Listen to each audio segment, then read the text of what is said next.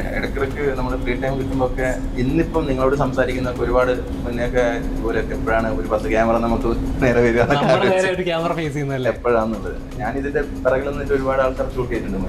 എന്ന് പറഞ്ഞാൽ ശരിക്കും നാടകമായിരുന്നു. അവിടെ നിന്നും കുറച്ച് അഭിനയത്തിന്റെ പാഠങ്ങളൊക്കെ പഠിച്ച് അതിൽ നിന്നും നേരെ സീരിയലിലേക്ക്, പിന്നെ നേരെ ഇപ്പൊ സിനിമയിലേക്ക്. അപ്പോൾ നമുക്ക് നമ്മുടെ ഉള്ളില് കുറച്ചെങ്കിലും ഇപ്പം അഭിനയം അറിയാമെന്നൊരു തോന്നലുണ്ടായിരുന്നു. പക്ഷെ അത് ഷാജൻ സാറിന്റെ ഈ സിനിമയിലൂടെ നമ്മൾ ഒന്നും അല്ല എന്നുള്ളത് നമുക്ക് തുടക്കത്തിൽ തന്നെ കിട്ടി. ഇത് ചെയ്യുമ്പോൾ മൂന്ന് ടൈപ്പായിട്ടാണ് ചെയ്യേണ്ടി വന്നിട്ടുള്ളത്. അപ്പോൾ സ്വാഭാവികമായിട്ടും കുറെ സിനിമകളിൽ നിന്നൊക്കെ വിളിക്കുമ്പോൾ നമ്മൾ നാടകത്തിൽ നിന്ന് വന്നാന്ന് പറയുമ്പോൾ ഒഴിവാക്കാറുണ്ട്. Over ഡ്രാമയായിരിക്കും, over അഭിനയമായിരിക്കും. അതുപോലെ സീരിയലിലേക്ക് വിളിക്കുകയാണെങ്കിൽ ഓവർ അഭിനയമായിരിക്കും, അതുകൊണ്ട് വേണ്ട, അങ്ങനെ ഒഴിവാക്കപ്പെട്ടിട്ടുണ്ട് കുറെ തവണ.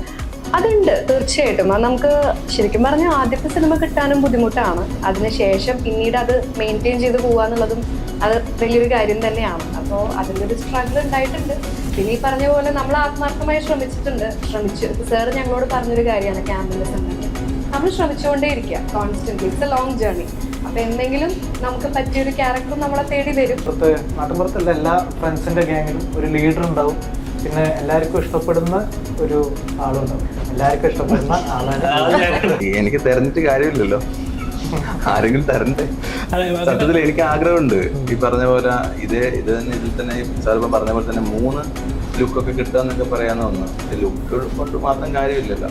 ഈ കഥാപാത്രത്തെ ജനങ്ങളിലേക്ക് എത്തിക്കുക. എനിക്കൊരു പ്രശ്നമുണ്ട്. ഞാൻ ഒരു കാര്യത്തെക്കുറിച്ച് ഞാൻ പറയുമ്പം ആ കാര്യത്തെക്കുറിച്ച് എനിക്ക് വ്യക്തമായിട്ട് അറിയായിരിക്കും. പക്ഷെ അത് ഓപ്പോസിറ്റ് നിൽക്കുന്നൊരു വ്യക്തിക്ക് ചിലപ്പോൾ ഞാൻ പറഞ്ഞ കാര്യം മനസ്സിലാവണമെന്നില്ല. അതുപോലെ അങ്ങനെ ഒരിക്കലാവില്ല ഈ സിനിമയിലെ നമ്മുടെ അതല്ല, അത് പറയാൻ കാര്യമുണ്ട്. പിന്നെ അത് പറയാം എന്തുകൊണ്ട് ഞാനിപ്പോ അവരോട് ചോദിച്ചത് അത് പിന്നെ മനസ്സിലാക്കിയോളൂ.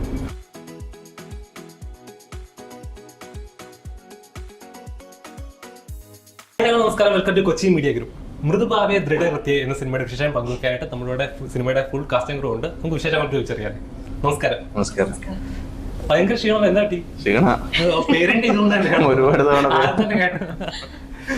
എന്താണ് ഫസ്റ്റ് തന്നെ എന്താണ് മൃദുഭാവെ ദൃഢകൃത്യ? മൃദുഭാവത്തോടുകൂടി ദൃഢമായി കൃത്യനിർവഹണം നടത്തുന്ന ആരോ അവൻ. ആരാണവൻ? അവനാണ് സുരേട്ടനാണ്. അപ്പം സുരേട്ട ഫസ്റ്റ് തന്നെ ചോദിക്കുകയാണ്, ഒരു സീരിയൽ ബാക്ക്ഗ്രൗണ്ടിൽ നിന്ന് സിനിമയിലേക്ക് ഒരു എൻട്രി, അതൊരു സിനിമ പാഷനായിട്ടുള്ളവർ ഒരു എങ്ങനെയെങ്കിലും ഒന്ന് സിനിമയെ കാണുക, നമ്മുടെ ഒരു ഫേസ് ഒന്ന് തിയേറ്ററിൽ കാണുന്ന ഒരു വലിയ ഡ്രീം ആയിരിക്കുമല്ലോ. സുരേഷിനെ സംബന്ധിച്ച് എനിക്കൊരു നല്ലൊരു ഫോട്ടോഗ്രാഫറാണ്. ഫോട്ടോഗ്രാഫർ ആ ഒരു ഫീൽഡിൽ നിന്ന് സീരിയലിലേക്ക് വന്നു, സീരിയലിൽ നിന്ന് സിനിമയിലേക്ക് കയറുന്നു. എന്താണ് ഫീൽ ചെയ്യുന്നത് ഈ മൊമെന്റിൽ? എങ്ങനെങ്കിലും ഇവിടെ എത്തണം, ഇപ്പൊ നിങ്ങളുടെ മുന്നിൽ ഇരിക്കണം എന്നുള്ള ആഗ്രഹമായിരുന്നു. തിയേറ്ററിൽ തിയേറ്ററിൽ എന്റെ മുഖം കാണണം, അതൊരു വലിയ ആഗ്രഹമാണ്. അതിന് ഏത് വഴി പോകാൻ പറ്റും എന്ന് വെച്ചാൽ ഫോട്ടോഗ്രാഫർ ആയിരുന്നു. മീഡിയ ആ ഒരു മേഖലയിൽ തന്നെയാണ് ഇഷ്ടം. അപ്പോൾ അതിന് സീരിയലിലേക്ക് പോയി, സിനിമയിലേക്ക് വലിയൊരു ജേണിയാണ് ശരിക്കും. നമുക്ക് ഒറ്റ വാക്കിൽ പറഞ്ഞ് തീർക്കാൻ പറ്റില്ല. എന്നാലും ആഗ്രഹത്തിൽ എപ്പോഴേലും പോയ വഴിയിലൂടെ ഒന്ന് തിരിഞ്ഞ് നോക്കുമ്പോൾ സക്സസ്ഫുൾ മാത്രം, അതായത് കഷ്ടപ്പാടുകളുണ്ട്, അല്ലെ ഒരുപാട് കഷ്ടപ്പാടുകളുണ്ടാവും, പക്ഷേ റിഗ്രറ്റ് ചെയ്യുന്നുണ്ടോ ഏതെങ്കിലും മൊമെന്റ്? അങ്ങനെ ഒരുപാട് കാര്യങ്ങളുണ്ട്. ഞാൻ ഇടയ്ക്കിടയ്ക്ക് നമ്മൾ ഫ്രീ ടൈം കിട്ടുമ്പോഴൊക്കെ ഇന്നിപ്പം നിങ്ങളോട് സംസാരിക്കുന്നൊക്കെ ഒരുപാട് മുന്നേയൊക്കെ ഇതുപോലെയൊക്കെ എപ്പോഴാണ് ഒരു 10 ക്യാമറ നമുക്ക് നേരെ വരിക എപ്പോഴാന്നുള്ളത്. ഞാൻ ഇതിന്റെ പിറകിൽ നിന്നിട്ട് ഒരുപാട് ആൾക്കാർ ഷൂട്ട് ചെയ്തിട്ടുണ്ട്.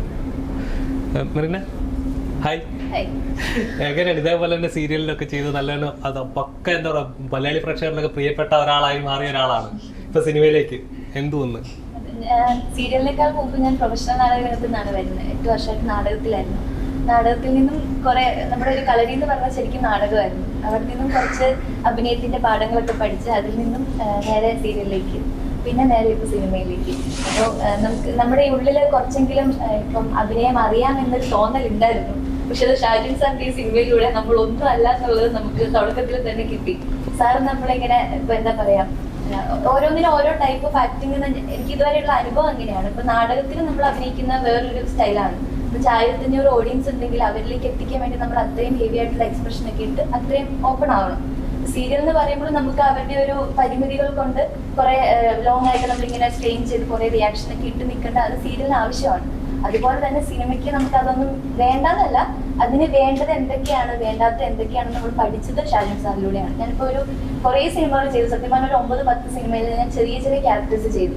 എന്നെ ശരിക്കും അറിയാൻ പോകുന്നതെന്ന് വെച്ചാൽ ഞാനും ആഗ്രഹിക്കുന്നത് ഈ സിനിമയിലൂടെ എന്നെ ആൾക്കാർ തിരിച്ചറിയണം എന്നാണ്. അതുപോലെ നല്ലൊരു ക്യാരക്ടർ ചെയ്യാൻ പറ്റി. പ്രത്യേകിച്ച് ഷാജിൻ സാറിന്റെ ഒരു വർക്ക് ചെയ്യാൻ പറ്റിയത് വലിയൊരു ഭാഗ്യമായിരുന്നു. എന്താണ് ഈ സിനിമയിലെ കഥാപാത്രം? എന്താണ് കഥാപാത്രത്തിന്റെ പേര് മീര എന്നാണ്. അത് ഒരു മുംബൈക്കാരി ക്യാരക്ടറാണ്. മുംബൈയിൽ തന്നെ അവിടുത്തെ ഒരു കൾച്ചറിൽ വളർന്ന് ആ ഒരു ചുറ്റുപാടുള്ള ഒരു നോർമൽ നടക്കാൻ ഇഷ്ടപ്പെടുന്ന ഒരാളാണ്. മൊത്തത്തിൽ എനിക്ക് പാവാട, ബ്ലൗസ്, സാരി അങ്ങനത്തെ ഒരു നാട്ടിൻപുറം അങ്ങനത്തെ ഒരു വൈബാണ്.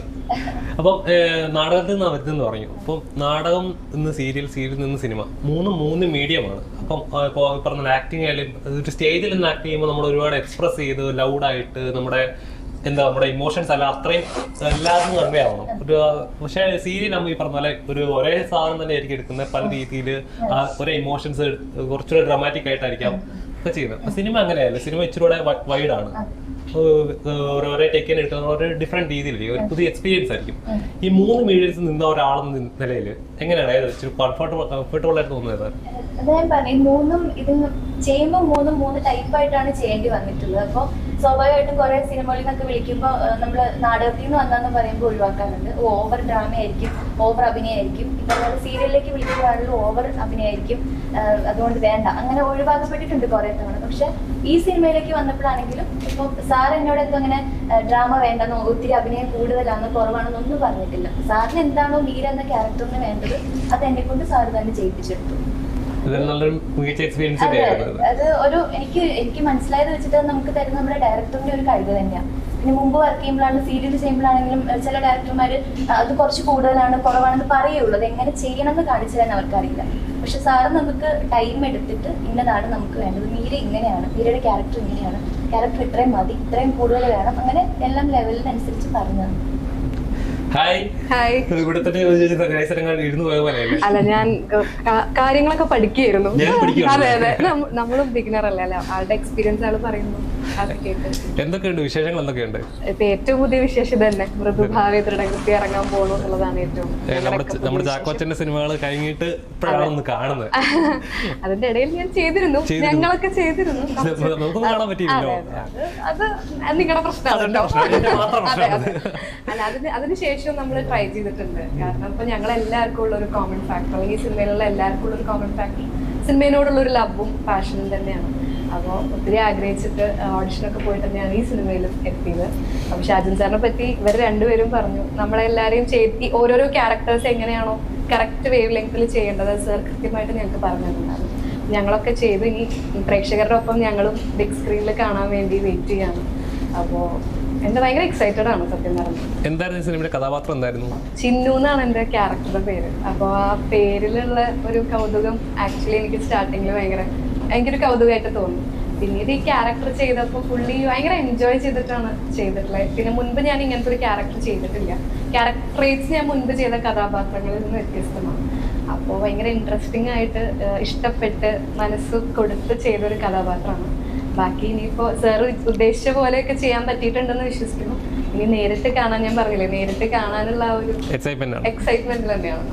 ഇപ്പം എൻ്റെ ഡൗട്ടാണ്, കാരണം നമ്മളിപ്പോൾ എപ്പോഴും കേൾക്കാറില്ല, ഒരു എല്ലാ ബിഗിനേഴ്സിനും അതായത് സിനിമ കയറാനായിട്ട് എളുപ്പമായിരിക്കും, അല്ലെങ്കിൽ ഒരു ആദ്യത്തെ സിനിമ ഒന്ന് ചെയ്യാന്ന് പറയുന്നത് ഒരു വലിയൊരു കാര്യം തന്നെ, ഡ്രീം അച്ചീവ്മെന്റ് ആയിരിക്കും. പക്ഷെ അത് പിന്നീട് അത് കണ്ടിന്യൂ ചെയ്യുക എന്ന് പറയുന്നതാണ് ടഫ് എന്ന് കേട്ടിട്ടുണ്ട്. എപ്പോഴും അടുത്ത ഒരു സെക്കൻഡ് സിനിമ അല്ലെങ്കിൽ തേർഡ് സിനിമ കിട്ടുക എന്ന് പറയുന്നതാണ് അതിൻ്റെ ഒരു മെയിൻ കാര്യം എന്ന് പറയുന്നത്. ശരിക്കും അങ്ങനെ ഒരു സ്ട്രഗ്ലിംഗ് ഉണ്ടായിരുന്നു? അതുണ്ട്, തീർച്ചയായിട്ടും. അത് നമുക്ക് ശരിക്കും പറഞ്ഞാൽ ആദ്യത്തെ സിനിമ കിട്ടാനും ബുദ്ധിമുട്ടാണ്. അതിനുശേഷം പിന്നീട് അത് മെയിൻറ്റെയിൻ ചെയ്ത് പോവാന്നുള്ളതും അത് വലിയൊരു കാര്യം തന്നെയാണ്. അപ്പോൾ അതിൻ്റെ ഒരു സ്ട്രഗിൾ ഉണ്ടായിട്ടുണ്ട്. പിന്നെ ഈ പറഞ്ഞ പോലെ നമ്മൾ ആത്മാർത്ഥമായി ശ്രമിച്ചു. സാർ ഞങ്ങളോട് പറഞ്ഞൊരു കാര്യമാണ് ക്യാമ്പിന്റെ സമയത്ത്, നമ്മൾ ശ്രമിച്ചുകൊണ്ടേ ഇരിക്കുക constantly. It's A long journey. അപ്പൊ എന്തെങ്കിലും നമുക്ക് പറ്റിയൊരു ക്യാരക്ടർ നമ്മളെ തേടി വരും. അതിനുവേണ്ടി കാത്തിരിക്കരുത്, നമ്മൾ ട്രൈ ചെയ്യുക, വർക്ക് ചെയ്യുക, സ്കിൽസ് ഒക്കെ പോളിഷ് ചെയ്തുകൊണ്ടിരിക്കുക. അത് കറക്റ്റ് ടൈം വരുമ്പോൾ നമ്മളത് അവിടെ അപ്ലൈ ചെയ്യാം. നമുക്ക് വേണ്ട കഥാപാത്രം നമ്മളെ തേടി വരുമല്ലേ? അതെ, തേടി വരട്ടെ. അതിനോടൊപ്പം നമ്മളും വർക്ക് ചെയ്യണം. കാരണം ഒരു ഇനീഷ്യൽ സ്റ്റേജിൽ എന്തായാലും നമ്മളൊരു സംഭവം ചെയ്ത് തെളിയിച്ച് അതെത്താൻ കുറച്ച് സമയം എടുക്കുമല്ലോ. Constantly keep working, keep trying, it will come. എപ്പോഴെങ്കിലും തോന്നിയിട്ടുണ്ടോ വേറെ ഏതെങ്കിലും മേഖല ഒന്ന് ട്രൈ ചെയ്താൽ നന്നായിരുന്നു, അല്ലെ ഒന്ന് ഇച്ചിരി സേഫ് സോൺ ആയാനെ? ഇല്ല, കുറെ പേര് എൻ്റെ അടുത്ത് അത് പറഞ്ഞിട്ടുണ്ട്. പിന്നെ ഞാൻ പഠിപ്പൊക്കെ കുറച്ച് ചെയ്തിട്ടുണ്ടായിരുന്നു. അപ്പൊ അതിൻ്റെ ഒരു സൈഡിലൂടെ ട്രൈ ചെയ്താലോ എന്നൊക്കെ ഒരു ചിന്തയുണ്ടായിരുന്നു. പക്ഷെ സിനിമയോടുള്ള ലവ് ആക്ച്വലി ചെറുപ്പം തൊട്ട് സിനിമയെ പറ്റി അച്ഛൻ്റെ അടുത്ത് കേട്ട് വളർന്നിട്ടുള്ളതാണ്. അപ്പം അതിനോടുള്ളൊരു ലവ് എപ്പോഴും അത് ബ്ലഡിലുണ്ട്. അപ്പം അത് കാരണം എന്റെ മാക്സിമം ശ്രമിക്കും. ബാക്കി ഇനി ഡെസ്റ്റിനിയാണ്, അതിൽ വിശ്വസിക്കുന്നു.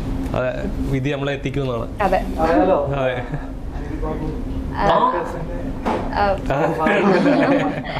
എന്റെ ചേട്ടനായാലും അസിസ്റ്റന്റ് ആയിട്ടും അസോസിയേറ്റ് ആയിട്ടൊക്കെ വർക്ക് ചെയ്യുന്നുണ്ട്. അപ്പൊ എല്ലാരും സിനിമ, ഏട്ടനായാലും അച്ഛനായാലും ഒക്കെ സിനിമയെ പറ്റി പറഞ്ഞ് കേട്ടിട്ടുണ്ട്. അപ്പൊ അങ്ങനെ ചോദിച്ചിട്ടുണ്ടോ? എനിക്കൊരു അവസരം അവരോട് അപ്പൊ ചോദിച്ചിട്ടുണ്ടോ? എന്റെ ചേട്ടനോട് ഇന്നലെയും കൂടെ ചോദിച്ചതാണ്, പുതിയ പടം ആളിങ്ങനെ എഴുതാൻ തുടങ്ങുന്നു, ദയവ് ചെയ്തൊരു ചാൻസ്.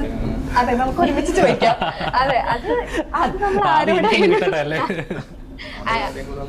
ഒന്ന് സൂചിപ്പിക്കുന്നത്. അത് തീർച്ചയായിട്ടും, അത് എന്തായാലും നമ്മളെല്ലാ ഫിലിം മേക്കേഴ്സിനും അവരുടെ തലയിൽ ഒരു ക്യാരക്ടർ ഉണ്ടാവും. പിന്നെ ഇപ്പൊ മറിയ പറഞ്ഞ പോലെ ചില ഡയറക്ടേഴ്സ് ആയിരിക്കും നമ്മളെ മോൾഡ് ചെയ്തെടുക്കുക, മിക്കവാറും ചില പെർട്ടിക്കുലർ ഡയറക്ടേഴ്സ് ആയിരിക്കും. അവരുടെ കയ്യിൽ എത്തുക എന്നുള്ളത് നമ്മുടെ ഭാഗ്യമാണ്. എത്തിയതിനു ശേഷം പിന്നെ നമ്മൾ പേടിക്കണ്ട, നമുക്ക് ആ ഒരു ട്രസ്റ്റ് ഉണ്ടാവും. ആ സാർമാർ നമുക്ക് പറഞ്ഞു തരും എങ്ങനെയാണ് ചെയ്യുന്നത്. അപ്പൊ തീർച്ചയായിട്ടും എന്റെ ചേട്ടന്റെ സിനിമയിലും ചാൻസ് ചോദിക്കേണ്ട അവസ്ഥയാണ് എനിക്ക്. ചേട്ടനോട് വരെ ചാൻസ് ചോദിക്കണം. അല്ല, അത് അതിന്റെ ഒരു പാർട്ട് ഓഫ് ദി ജേർണി ആണ്. പിന്നെ ഞാൻ പറഞ്ഞില്ലേ, keep working, it will happen. കഷ്ടപ്പെട്ടാൽ അതെ അതെ, ബലം ഉണ്ടാവും. ഹരിച്ചേട്ടാ നമസ്കാരം. സ്നേഹം കൊണ്ടാട്ടോ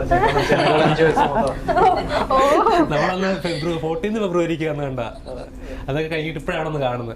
എങ്ങനെയുണ്ട്? എന്താണ് സിനിമയിലെ കഥാപാത്രം? എന്താണ്? എൻ്റെ കഥാപാത്രത്തിന്റെ പേര് നന്ദു എന്നാണ്. നമ്മളൊരു നാട്ടുമ്പുറത്തുള്ള എല്ലാ ഫ്രണ്ട്സിന്റെ ഗ്യാങ്ങിലും ഒരു ലീഡർ ഉണ്ടാവും. പിന്നെ എല്ലാവർക്കും ഇഷ്ടപ്പെടുന്ന ഒരു ആളുണ്ടാവും. എല്ലാവർക്കും ഇഷ്ടപ്പെടുന്ന ആളാണ്.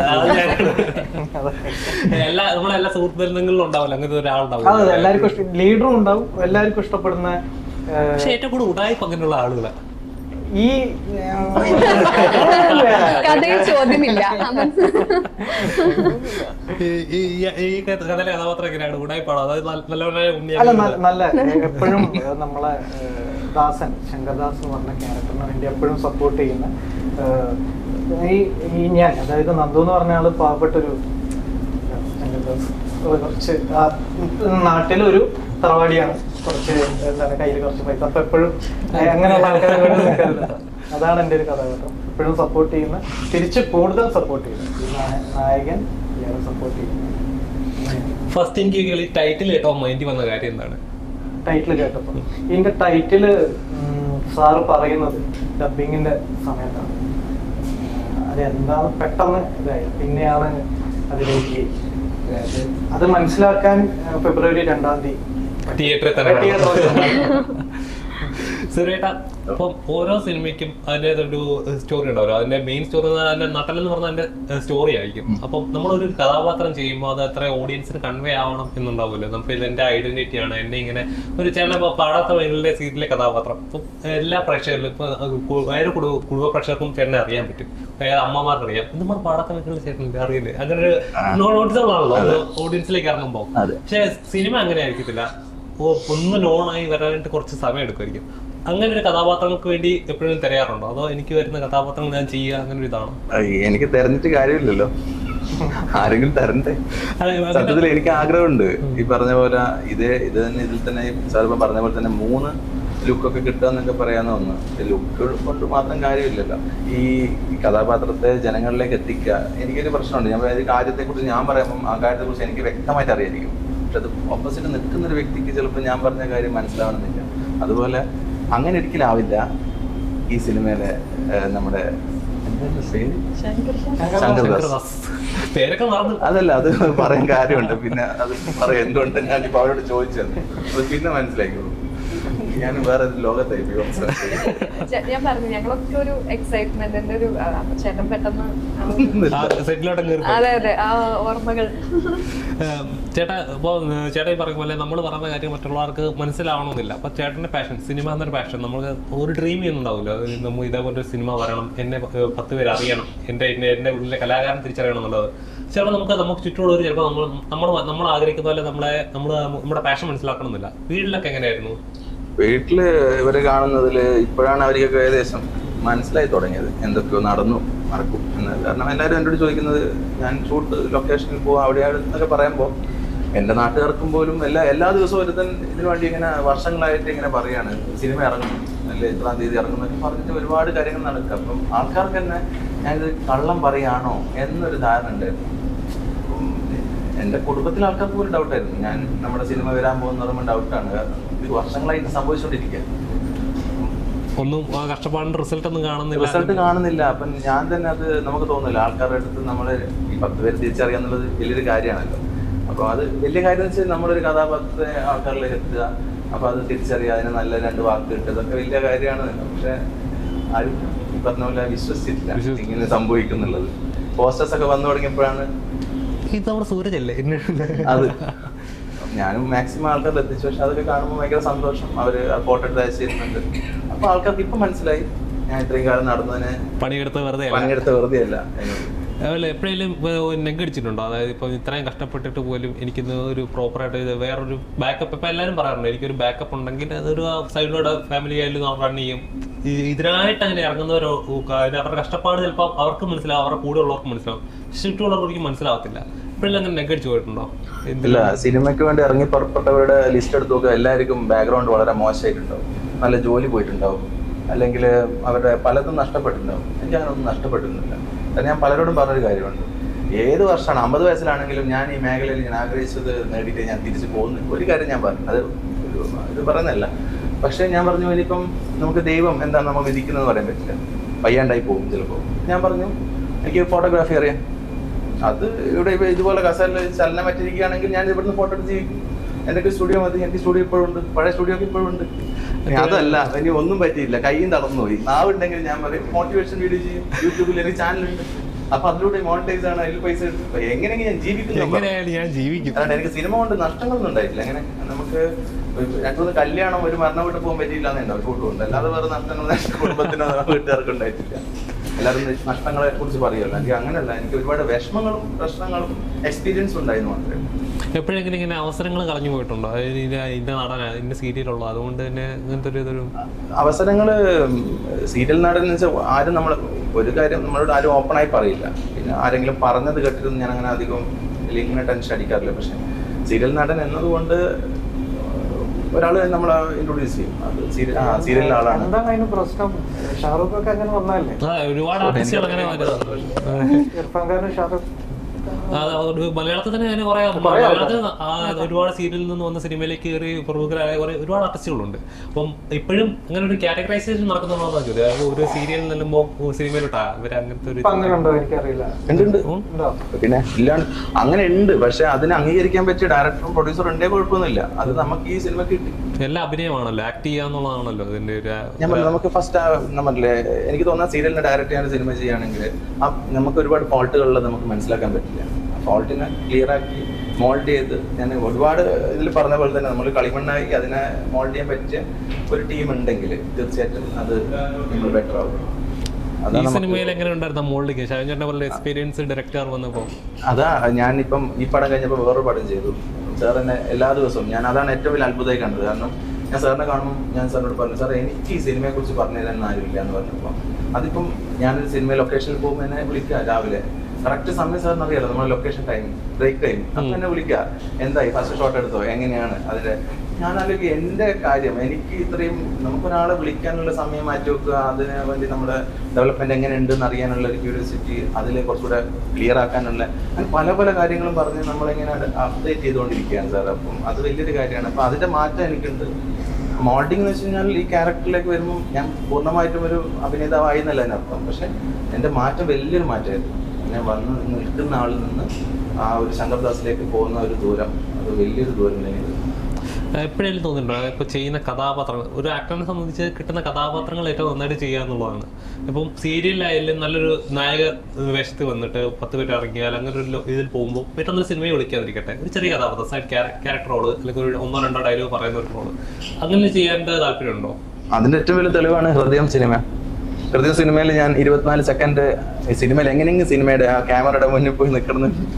ഞാൻ അവിടുന്ന് കാല് പിടിച്ച് പോയിട്ട് അവിടെ എന്നെ സപ്പോർട്ട് ചെയ്തു. മീൻസ് അതിൻ്റെ അകത്തൊരു 24 സെക്കൻഡിൽ ആ 24 സെക്കൻഡ് തിയേറ്ററിൽ പോയി കാണാൻ വേണ്ടിയിട്ട് ഞാൻ പോയിരുന്നിട്ടുണ്ട്. എനിക്ക് സിനിമയിൽ എവിടെയെങ്കിലും ഒന്ന് മുഖം കാണണം, അതായിരുന്നു എൻ്റെ ആഗ്രഹം. അത്ര ഇഷ്ടമാണ്? അത്ര ഇഷ്ടമാണ്. ഈ വഴി അങ്ങ് പോകാന്ന് ഈ പറഞ്ഞ തനിക്ക് ഇതേപോലെ ചലഞ്ചസ് ഫേസ് ചെയ്ത് വന്നിട്ടുണ്ടോ? ഇപ്പോഴും ഫേസ് ചെയ്യുന്നുണ്ടോ? ഇപ്പൊ അങ്ങനെയില്ല. കാരണം ഇപ്പൊ എന്നെ അറിയുന്നവരായിരിക്കും കൂടുതൽ വിളിക്കുക.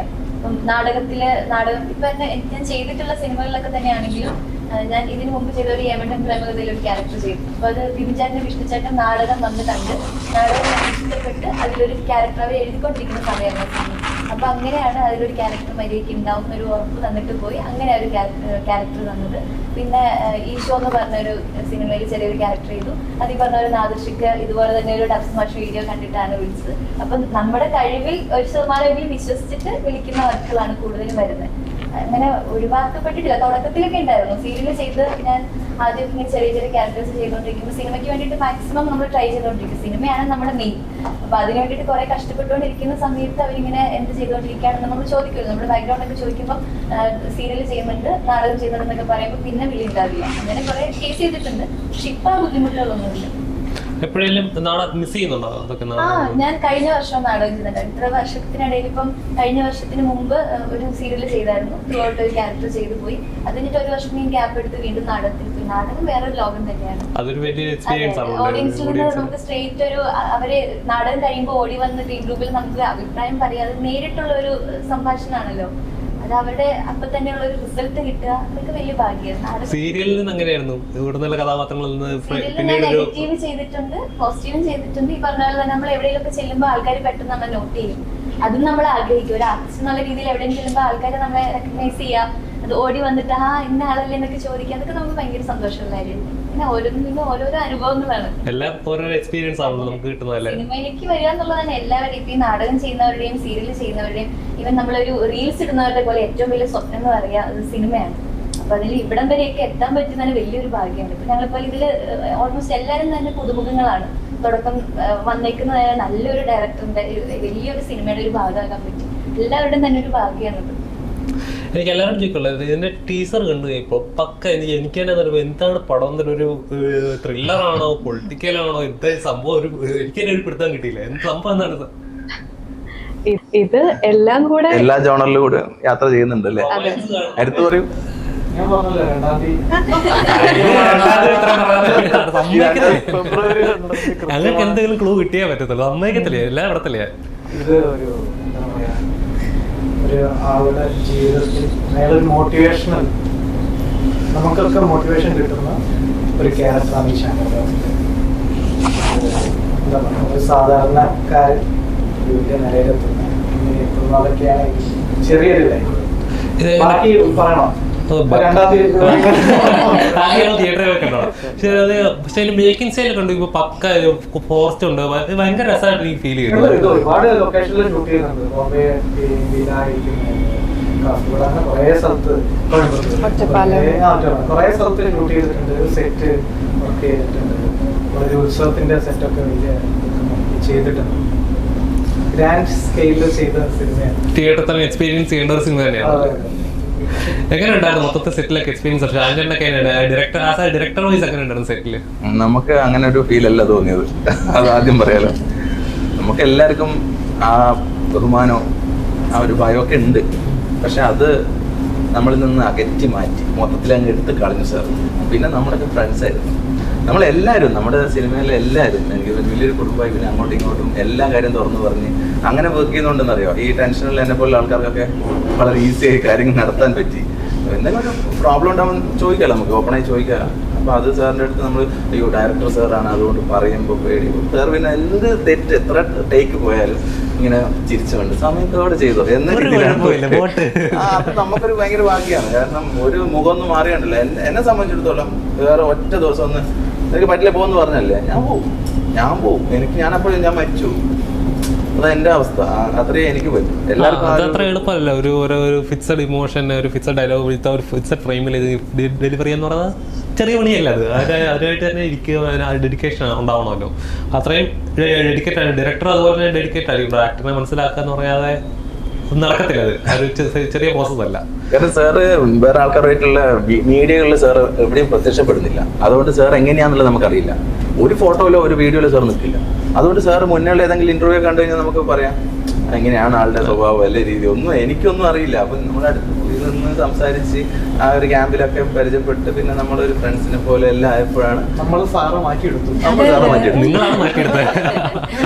സാർ സത്യം പറഞ്ഞാൽ ഞങ്ങളൊക്കെ ഒപ്പം കൂടിയതിനു ശേഷം നല്ലോണം സാറിന് നല്ല പേഷ്യൻസ് സാറിന് മനസ്സിലായി. ഇല്ല, സാറിന് നല്ല പേഷ്യൻസ് ഉണ്ടെന്ന് മനസ്സിലായി. കാരണം ഞങ്ങൾക്ക് എല്ലാവർക്കും ഈ ചേട്ടൻ പറഞ്ഞ പോലെ ടെൻഷൻ ഓരോ സീക്വൻസ് ചെയ്യുമ്പോഴും എത്രയായാലും സ്റ്റാർട്ട് ചെയ്യണം എല്ലാവർക്കും ഒരു ടെൻഷൻ ഉണ്ടാവും. പക്ഷെ സാർ ഈ പറഞ്ഞ പോലെ നമ്മുടെ അടുത്ത് വന്ന് നമ്മളെ കൂളാക്കി. ഇപ്പൊ ചില സിറ്റുവേഷൻസിൽ ഇപ്പൊ ഞങ്ങളുടെയൊക്കെ ഒരു സോങ് സിറ്റുവേഷൻ ഉണ്ടായിരുന്നു. അന്ന് ചേട്ടന് തീരെ വയ്യ, ആക്ച്വലി ആൾക്ക് നിൽക്കാൻ പറ്റില്ല. ഷൂട്ട് ചെയ്യേണ്ടത് റൊമാൻറ്റിക് സീക്വൻസ് ആണ്, അപ്പൊ അത് കിട്ടണ്ടേ. പക്ഷെ സാറിൽ ഞങ്ങൾക്കുള്ളൊരു വിശ്വാസവും സാറ് ഞങ്ങളിൽ ഒരു വിശ്വാസവും അർപ്പിച്ചിട്ടുണ്ടായിരുന്നു. അത് ആ ക്യാമ്പിൽ തന്നെ ഞങ്ങളുടെ എല്ലാവരുടെയും ആ ഒരു ബോണ്ടിങ് കറക്റ്റായി. അപ്പൊ ഞങ്ങൾക്ക് അറിയാം സാറ് ഞങ്ങളെക്കാൾ ഇരട്ടി എഫേർട്ട് എടുത്തിട്ട് അവിടെ നിൽക്കുകയാണ്. ചേട്ടനൊക്കെ അത് എന്ത് സംഭവിച്ചാലും സാർ അപ്പോൾ ഒന്ന് ചോദിക്കും നമുക്കൊരു ബ്രേക്ക് പോകണം. പക്ഷെ ആള് പറഞ്ഞു ഇല്ല നമുക്കത് ചെയ്യാം. അത് ഞങ്ങൾക്ക് സാറിലുള്ള ആ ഒരു വിശ്വാസമാണ്. അപ്പൊ അത് ചെയ്തു. അപ്പൊ ചേട്ടൻ നേരത്തെ എന്നോട് ഞങ്ങൾ ആ സോങ് ഔട്ടായി. അപ്പൊ പുറത്തുനിന്ന് ഒരുപാട് നല്ല ഒപ്പീനിയൻ ഒക്കെ വരുന്നുണ്ട്. എല്ലാവരും പറയണത് നിങ്ങൾ ആ സീക്വൻസ് ഒക്കെ നന്നായി ചെയ്തിട്ടുണ്ടല്ലോ. ആക്ച്വലി ബിഹൈൻഡ് സ്റ്റോറി ഞങ്ങൾക്ക് അറിയുള്ളൂ, സാറിനെ അറിയുള്ളൂ. ഒരുപാട് സ്ട്രെയിൻ ചെയ്തിട്ടാണ് ചെയ്തത്. പക്ഷെ അതൊക്കെ സാറിന് വേണ്ട രീതിയിൽ കൃത്യം മെഷറിൽ ഞങ്ങളെ എങ്ങനെ ചെയ്യിപ്പിക്കണം സാർ എപ്പോഴും പറയാറുണ്ട് ഞങ്ങളോട്. അതെ, അത് ഞങ്ങളുടെ അടുത്ത് എപ്പോഴും പറയാറുണ്ട് ആക്ടേഴ്സ് എന്ന് പറഞ്ഞ ടൂൾസ് ആണ്. എപ്പോഴും എടുത്തെടുത്തെടുത്ത് പറയാറുണ്ട്. അപ്പൊ ഞങ്ങളൊക്കെ കുറെ തരം ടൂൾസ് ആണ്. ഞങ്ങൾ മാത്രമല്ലല്ലോ, കുറെ പേരുണ്ട്. DOP ആയാലും പുതിയ ആളാണ്.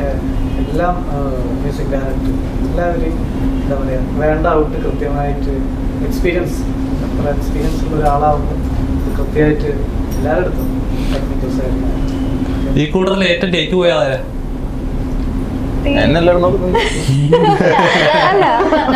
ഇപ്പൊ നമ്മള് ഇതിനു മുമ്പുള്ള വർക്കുകളൊക്കെ ചെയ്യുമ്പോഴാണല്ലോ ഒറ്റ ടേക്കില് ചെയ്തോന്നുള്ള ഒരു കൗതുകം. ഇപ്പൊ കൂടെ അഭിനയിക്കുന്ന നീ എത്രാമത്തെ ടേക്കിൽ ഓക്കെ ആക്കിയെന്ന് ചോദിക്കും. സീരിയലൊക്കെ ആണെങ്കിൽ പൊതുവെ എപ്പോഴും ചോദിക്കും. പക്ഷെ അതിലല്ല കാര്യം. ഇപ്പൊ 10 അല്ല 9 അല്ല എത്ര ടേക്ക് പോയാലും അതിൽ ഏതിലാണ് നമ്മൾ ഏറ്റവും പെർഫെക്റ്റ് ആയി ചെയ്തതെന്നുള്ളത് കണ്ടുപിടിക്കുന്നത് ഞാൻ ഈ സെറ്റിലാണ് കണ്ടിട്ട്. ഞങ്ങള് മുംബൈയിൽ ഷൂട്ട് ചെയ്യുമ്പോഴൊക്കെ ആണെങ്കിൽ കുറെ പോർഷൻ വരുമ്പോൾ ചേട്ടൻ ചോദിക്കും നീ എത്രാമത്തെ ടേക്കിൽ ഓക്കെ ആക്കി. അപ്പൊ ഞങ്ങൾ എന്തിനാ അങ്ങനെ സീരിയസ്ലി എന്താ അറിയോ എന്റെ ധാരണ എന്താ അറിയോ ഇതിലേക്ക് വരുമ്പോ നമ്മുടെ ഞാൻ സീരിയൽ ചെയ്യുമ്പോൾ നമുക്ക് പ്രൊഡ്യൂസർക്ക് വൈകുന്നേരം ആകുമ്പോൾ ഇത്ര സമയത്തിനുള്ളിൽ ഇത്രയും എപ്പിസോഡ് തീർക്കണം. ഒറ്റ ടേക്ക് തീർക്കുന്ന ആൾക്കാരാണ് കൈയടി. ഇവിടെ ഒരു ടേക്കിൽ എങ്ങനെയെങ്കിലും തീർക്കാന്ന് ചോദിക്കുമ്പോ അപ്പൊ എന്റെ മനസ്സിൽ ഫസ്റ്റ് ടേക്ക് തീർക്കുന്ന ആളാണ് നല്ലൊരു അഭിനേതാവ്. അത് മാറി ഇപ്പൊ ഇപ്പൊ ഞാൻ ഏറ്റവും കൂടുതൽ ടേക്ക് എടുത്ത് പറഞ്ഞ എനിക്ക് അഭിമാനം എന്താ അറിയോ ഞാൻ ബെസ്റ്റ് ഔട്ട്പുട്ടാ കൊടുത്തത് എനിക്ക് പറയാൻ പറ്റും. പടം കാണുന്ന ആൾക്ക് ഇയാള് 50ാമത്തെ അല്ലെങ്കിൽ നമ്മൾ 50ാമത്തെ ടേക്കിലാണോ ഫസ്റ്റ് ടേക്കിലാണോ ഏറ്റവും ബെസ്റ്റ് ഔട്ട് കൊടുക്കാൻ. പിന്നെ വേറെ സംഭവം ഉണ്ട്. നമ്മുടെ ഈ പടം ഷൂട്ട് ചെയ്യുമ്പോൾ എനിക്ക് തോന്നുന്നത് നമ്മുടെ ഈ വെള്ളാരം പാട്ടില് നമ്മുടെ കണ്ണിൽ കൂടുതലൊക്കെ നമ്മുടെ നിഖിലേട്ടന്റെ ഓരോ ഷോട്ട് അത് എങ്ങനെയാന്നുള്ളത് നമുക്ക് ആർക്കും പലതും മനസ്സിലായിട്ടില്ല. നമ്മൾക്ക് പോലും മനസ്സിലായില്ല. പക്ഷെ ഔട്ട്പുട്ട് വന്നപ്പോ നമുക്ക് തന്നെ ഡൗട്ട് തോന്നി സാർ ഇതെങ്ങനെയാ സംഭവിച്ചത്. നമ്മള് അവിടെ ഒന്നും കാണുന്നില്ല, നമ്മുടെ മുന്നിൽ ഒന്നും ഇല്ല. പക്ഷെ ഔട്ട്പുട്ട് വന്ന് നോക്കുമ്പോൾ എന്തൊക്കെയോ വന്ന് നമ്മൾ കാണാതെ പലതും ഔട്ട്പുട്ടിൽ വന്നു. അങ്ങനെ കുറെ പുതിയ എക്സ്പീരിയൻസ് പല കട്ട്സ് എടുക്കുമ്പോഴും ശരിക്കും പറഞ്ഞാൽ നമ്മൾ ചില സമയത്ത് ആക്ട് ചെയ്യുമ്പോൾ എന്താണ് എടുക്കണേ എന്നുള്ളത് നമുക്ക് വലിയ ക്ലാരിറ്റി ഉണ്ടാവില്ല. പക്ഷെ ഇതിൽ നിഖിലേട്ടനായാലും ഞങ്ങളുടെ ഈ പറഞ്ഞ പോലെ അവിടെയും ഞങ്ങൾക്കൊരു ഭാഗ്യം വന്നു. നിഖിലേട്ടൻ ഞങ്ങൾക്ക് കൃത്യമായിട്ട് പറഞ്ഞു തരാറുണ്ട് ഇങ്ങനെ ചെയ്താൽ ഇങ്ങനെ കിട്ടും. അപ്പൊ അത് നമുക്കൊരു ഭയങ്കര നമ്മുടെ കോൺഫിഡൻസ് ബിൽഡ് ചെയ്യും ഡെഫിനറ്റ്ലി. മൊത്തത്തിൽ ഞങ്ങൾക്കപ്പോൾ വളരെ നേരത്തെ മറിയ ആദ്യം പറഞ്ഞോളൂ ഞങ്ങളുടെ എല്ലാവരുടെയും ഭാഗ്യമാണ്. ഞങ്ങളുടെ മാത്രമല്ല ഞങ്ങളെപ്പോലെ തന്നെ കുറെ അടിപൊളി ടാലൻസ് വേറെ ഉണ്ട് ഈ സിനിമയിൽ. അത് സിനിമ കണ്ടാൽ മനസ്സിലാവും. കുറെ പേരുണ്ട്, കുറെ ക്യാരക്ടേഴ്സ് ഉണ്ട്. നേരത്തെ പറഞ്ഞില്ലേ വലിയൊരു ഒത്തിരി ക്യാരക്ടേഴ്സിന് ഇമ്പോർട്ടൻസ് അതായത് പ്ലേസ്മെന്റ് കൊടുത്തിട്ടാണ് സെർച്ച് ചെയ്തിരിക്കുന്നത്. അപ്പോൾ ഞങ്ങളുടെയൊക്കെ ഭാഗ്യം തന്നെയാണ് തീർച്ചയായിട്ടും. എല്ലാവർക്കും അത്രയും നല്ല മെമ്മറീസേ ഉണ്ടാവുള്ളൂ. ഞങ്ങളുടെ MBDK ഷൂട്ട് ഡേയ്സ് എന്ന് പറയുമ്പോൾ എല്ലാവർക്കും പറയാൻ ഒത്തിരി നല്ല മെമ്മറീസ് ഉണ്ട്. അതിന് സാറിനോട് എപ്പോഴും താങ്ക് യു.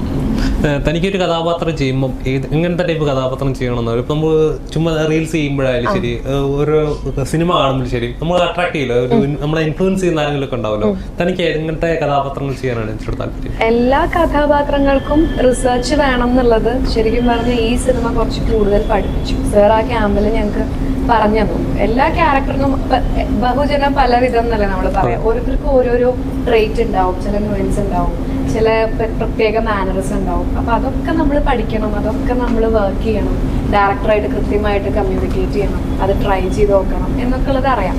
അപ്പൊ ഇപ്പൊ ശരിക്കും പറഞ്ഞ ഏത് ക്യാരക്ടർ കിട്ടിയാലും അതിന് ആ ക്യാരക്ടറിന് കംപ്ലീറ്റ് ജസ്റ്റിസ് കൊടുക്കുക എന്നുള്ളൊരു ആഗ്രഹമാണ് ഇപ്പൊ കറന്റ്ലി ഉള്ളത്. പലതരം ക്യാരക്ടേഴ്സ് ചെയ്യണമെന്ന് എനിക്കും ആസ് എൻ ആക്ടർ ഉണ്ട്. പക്ഷെ ബേസിക്കലി എനിക്ക് തോന്നുന്നു ഒരു അത്ലറ്റിക് മോഡിലുള്ള ക്യാരക്ടർ എനിക്ക് ചെയ്യണം എന്നൊരു ആഗ്രഹമുണ്ട്. ഞാൻ ഒരുപാട് കംഫർട്ട് സോൺ ബ്രേക്ക് ചെയ്ത് പല രീതിയിലും വർക്ക് ചെയ്യേണ്ട ഒരു ക്യാരക്ടർ ആയിരിക്കും. അപ്പൊ അങ്ങനെ ഒരു ക്യാരക്ടർ എനിക്ക് ചെയ്യണമെന്ന് ആഗ്രഹമുണ്ട്.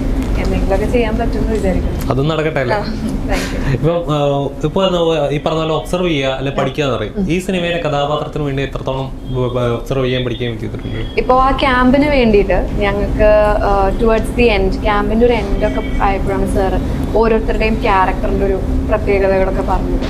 അപ്പോൾ ഞാൻ പഠിച്ചത് ഇവിടെ, ഞാൻ തൃശ്ശൂരാണ് എൻ്റെ വീട്. അപ്പോൾ അവിടെ സെയിൻറ്റ് തോമസ് കോളേജിലാണ് ഞാൻ പഠിച്ചത്. അപ്പോൾ ഈ ചിന്നു എന്ന ക്യാരക്ടറുള്ള കുട്ടിയുടെ ചില ക്യാരക്ടറിസ്റ്റിക്സ് ഞാൻ എൻ്റെ ഒപ്പം പഠിച്ച കുറച്ച് കുട്ടികളിൽ കണ്ടിട്ടുണ്ട്.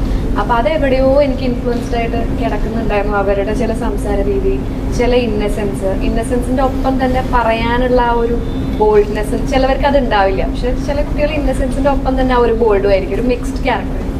അപ്പം അങ്ങനെ ഒത്തിരി പേര് എൻ്റെ ഒപ്പം പഠിച്ചവരൊക്കെ അറിഞ്ഞോ അറിയാതെയോ തലയിൽ കിടക്കുന്നതാണ്. സാറത് പറഞ്ഞപ്പോൾ അങ്ങനെ കണക്ട് ചെയ്തിട്ട് അതൊക്കെ ഇടാൻ ശ്രമിച്ചിട്ടുണ്ട്. ബാക്കി പ്രേക്ഷകരാണ് കണ്ടിട്ട് പറയുന്നത്. അപ്പോൾ അത് ഫെബ്രുവരി 2 ഞങ്ങൾ കാത്തിരിക്കാം അല്ലേ? അതെ അതെ. അപ്പം നിങ്ങളുടെ എല്ലാം കഷ്ടപ്പാടാണ്. അപ്പൊ കഷ്ടപ്പാടെന്നല്ല, നിങ്ങളെ നമ്മൾ ഇഷ്ടപ്പെട്ട് കഴിയുമ്പോൾ അതിന് കഷ്ടപ്പാടെന്ന് വിളിക്കാൻ പറ്റത്തില്ലല്ലോ. ഏറ്റവും നമ്മൾ ഇഷ്ടപ്പെട്ട് ചെയ്യുന്ന ഒരു ജോലി, ഇപ്പൊ എന്തായാലും ശരി, അഭിനയമായാലും ശരി, ഏത് കൽപ്പനയായാലും ശരി, ഇഷ്ടപ്പെട്ട് ചെയ്യുകയാണെങ്കിൽ അത് മനസ്സിന് തരുന്ന ഒരു ജോബാണ്. അപ്പം നിങ്ങളുടെ കഷ്ടപ്പാട് അല്ലെങ്കിൽ നിങ്ങളുടെ അധ്വാനം ഫെബ്രുവരി 2 പ്രേക്ഷകരിലേക്ക് എത്തുകയാണ്. പ്രേക്ഷകരോട് എന്താണ് പറയാനുള്ളത്? പ്രേക്ഷകരോട് നമ്മൾ ഈ കഷ്ടപ്പെട്ടതിന് നമ്മുടെ ഒരുപാട് ആൾക്കാരുടെ കഷ്ടപ്പാടാണ് ഈ സിനിമ. അപ്പം നിങ്ങളെല്ലാവരും കണ്ടാൽ മാത്രമേ നമുക്ക് എന്താ പറയാ ഇനി അടുത്തൊരു ജന്മമുള്ളൂ. തീർച്ചയായിട്ടും കറക്റ്റാണ്. ഞങ്ങളെല്ലാവരും ഇപ്പോൾ സാർ അത്രയും സീനിയർ ആയിട്ടുള്ള ഒരാളാണ്. സാറ് ഞാൻ നേരത്തെ പറഞ്ഞില്ലേ, സാറ് ഞങ്ങളിൽ അർപ്പിച്ച വിശ്വാസമാണ് ഞങ്ങളെല്ലാവരും മാക്സിമം വർക്ക് ചെയ്ത് ചെയ്യാൻ ശ്രമിച്ചിട്ടുള്ളത്. പ്രേക്ഷകരത് ഏറ്റെടുത്താൽ മാത്രമേ നെക്സ്റ്റ് ഒരു സ്റ്റെപ്പ് നമുക്ക് ഉണ്ടാവുള്ളൂ. അപ്പോൾ ഡെഫിനറ്റ്ലി മലയാളി പ്രേക്ഷകർ എന്നും നല്ല സിനിമകൾ ഏറ്റെടുത്തിട്ടുണ്ട്. അപ്പോൾ അത് തന്നെയാണ് ഞങ്ങളുടെ എല്ലാവരുടെയും ഒരു വിശ്വാസം. സാറ് ഞങ്ങളെല്ലാവരെയും മാക്സിമം നല്ല രീതിയിൽ പ്രസന്റ് ചെയ്തിട്ടുണ്ട്. അത് ഞങ്ങൾക്ക് ഉറപ്പുണ്ട്. ബാക്കി ഇനി പ്രേക്ഷകർ ഞങ്ങളൊക്കെ ഏറ്റെടുക്കും. അല്ല ചേട്ടാ, റിക്വസ്റ്റ് ആണ്, ഏറ്റെടുക്കണം ഞങ്ങളെ. കാരണം നിങ്ങളാണ് അത് വിലയിരുത്തേണ്ടത്. അപ്പോൾ തീർച്ചയായിട്ടും ഞങ്ങളുടെ ഈ സിനിമ കാണാൻ ഒത്തിരി പുതിയ ആൾക്കാർക്ക് നല്ല നല്ല ക്യാരക്ടേഴ്സ് കൊടുത്ത് ചെയ്തൊരു സിനിമയാണ്. ഞങ്ങളുടെ എല്ലാവരുടെയും ഹാർട്ട് ആൻഡ് സോൾ ഇട്ടിട്ടുണ്ട് ഈ സിനിമയുടെ. അത് എനിക്ക് ഗ്യാരണ്ടി തരാൻ പറ്റും. നമുക്ക് എല്ലാവർക്കും ഗ്യാരണ്ടി തരാൻ പറ്റും. അപ്പോൾ ഒരുമിച്ച് നമ്മുടെ